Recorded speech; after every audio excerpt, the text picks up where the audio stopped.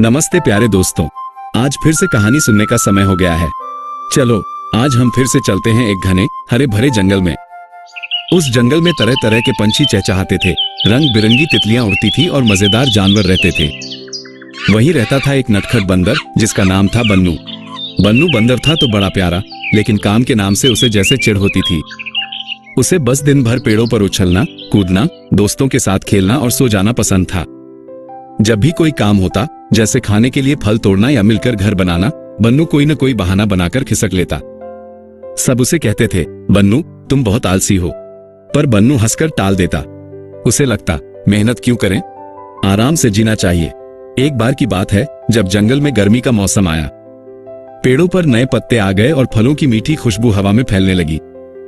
जंगल के पास एक ऊंची पहाड़ी थी जिस पर रसीले सुनहरे आमों के पेड़ लगे थे। दूर से ही वो पेड़ पके हुए पीले नारंगी आमों से लदे हुए दिखते थे, जैसे सोने के गोले लटक रहे हों। एक शाम जंगल के सारे बंदर एक बड़े बरगद के पेड़ के नीचे इकट्ठा हुए। एक बूढ़े बंदर ने कहा, साथियों, पहाड़ी वाले आम पककर तैयार हैं। इतने मीठे और रसीले आम मैंने पहले कभी नहीं देखे।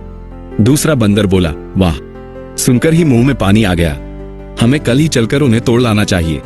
तभी एक तीसरा बंदर बोला, हाँ, पर याद है ना, उस पहाड़ी का रास्ता कितना लंबा और मुश्किल है। पूरी सुबह लग जाएगी चढ़ने में और रास्ता भी उबड़ खाबड़ है। बूढ़े बंदर ने समझाया, मेहनत तो है, पर सोचो जब हम सब मिलकर जाएंगे, हंसते गाते, एक दूसरे की मदद करते, तो रास्ता कट जाएगा। और फिर जब हम उन मीठे आमों का स्वाद चखेंगे तो सारी थकान पल भर में गायब हो जाएगी। ये सुनकर सारे बंदर जोश में आ गए और कल सुबह जल्दी पहाड़ी पर जाने के लिए तैयार हो गए। लेकिन बन्नू, जो कोने में बैठा ऊँघ रहा था, ये सब सुनकर उसका मुंह बन गया।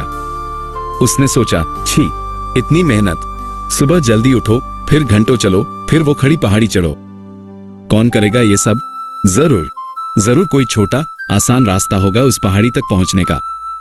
मैं क्यों इन सबके साथ धूल फांकूं? मैं तो अपना दिमाग लगाऊंगा। अगली सुबह जब सारे बंदर कतार बनाकर खुशी खुशी पहाड़ी के लंबे रास्ते पर निकल पड़े, बन्नू चुपके से पीछे रह गया। जैसे ही वे नजरों से ओझल हुए, बन्नू जंगल में दूसरी दिशा में भागा, छोटा रास्ता खोजने।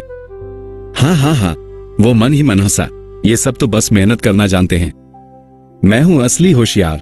जब तक ये आधा रास्ता तय करेंगे, मैं पहाड़ी पर पहुंचकर सबसे मीठे आम खा रहा हूंगा। इधर उधर भटकने के बाद आखिरकार उसे पहाड़ी के पीछे एक पतला सा छिपा हुआ रास्ता दिखा। वो रास्ता झाड़ियों और चट्टानों के बीच से सीधा ऊपर जाता लग रहा था। मिल गया, यही है मेरा शॉर्टकट। बन्नू खुशी से उछल पड़ा और बिना सोचे समझे उस रास्ते पर चढ़ने लगा। शुरू में तो रास्ता ठीक लगा, पर जैसे जैसे बन्नू ऊपर चढ़ा, रास्ता भयानक होता गया। वो बहुत संकरा था, पैर रखने की मुश्किल से जगह थी। नुकीले पत्थर पैरों में चुभ रहे थे और कंटीली झाड़ियां कपड़े फाड़ रही थी। कई बार उसका पैर फिसला और वह गिरते गिरते बचा। उसकी सांस तेजी से चलने लगी और पसीना बहने लगा। अरे बाप रे, वह हांफते हुए बोला, ये रास्ता तो जैसा सोचा था वैसा बिल्कुल नहीं है। ये तो बहुत डरावना है। तभी उसका पैर एक ढीले पत्थर पर पड़ा और वह लुढ़क गया। पत्थर नीचे खाई में गिरा, धड़ाम। बन्नू बुरी तरह डर गया। वो एक चट्टान को पकड़कर वहीं चिपक गया। उसने नीचे देखा, बहुत गहरी खाई। ऊपर देखा, रास्ता और भी कठिन और खतरनाक। वो बुरी तरह थक गया था और डर के मारे कांप रहा था। वो आगे पीछे कहीं नहीं जा पा रहा था। वो फंस गया था। हे भगवान, ये मैंने क्या कर दिया? वो रोने लगा।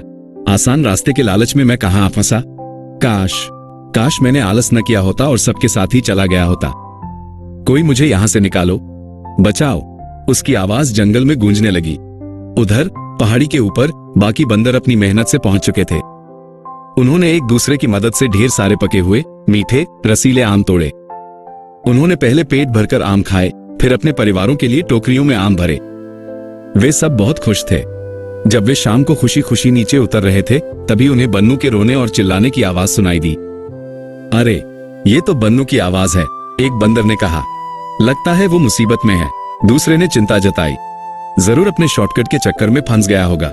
कुछ बंदर थोड़े नाराज थे कि बन्नू ने उनकी बात नहीं मानी, लेकिन बूढ़े बंदर ने कहा, अभी उसे डांटने का नहीं, बचाने का समय है। चलो जल्दी।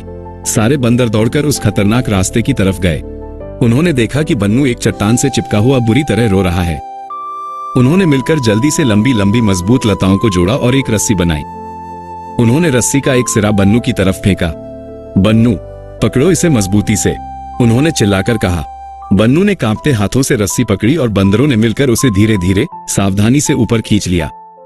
सुरक्षित जमीन पर पहुंचकर बन्नू फूट फूट कर रो पड़ा। वो बहुत शर्मिंदा था। उसने सिर झुकाकर कहा, मुझे माफ कर दो दोस्तों, मुझसे बहुत बड़ी गलती हो गई। मैंने आलस की वजह से आसान रास्ता चुना, पर आज समझ गया कि आसान दिखने वाला रास्ता सबसे खतरनाक था। आप सबने मेहनत की और देखो कितने सारे मीठे फल भी पाए और सुरक्षित भी रहे। असली मजा तो मेहनत करने और साथ मिलकर चलने में ही है। बूढ़े बंदर ने प्यार से उसकी पीठ थपथपाई। देर से ही सही, पर तुम्हें समझ आया बन्नू। याद रखना, जिंदगी में सफलता का कोई छोटा रास्ता नहीं होता, मेहनत करने से ही फल मीठा लगता है। उस दिन के बाद बन्नू बंदर बिल्कुल बदल गया। उसने आलस छोड़ दिया और हर काम में सबका साथ देने लगा।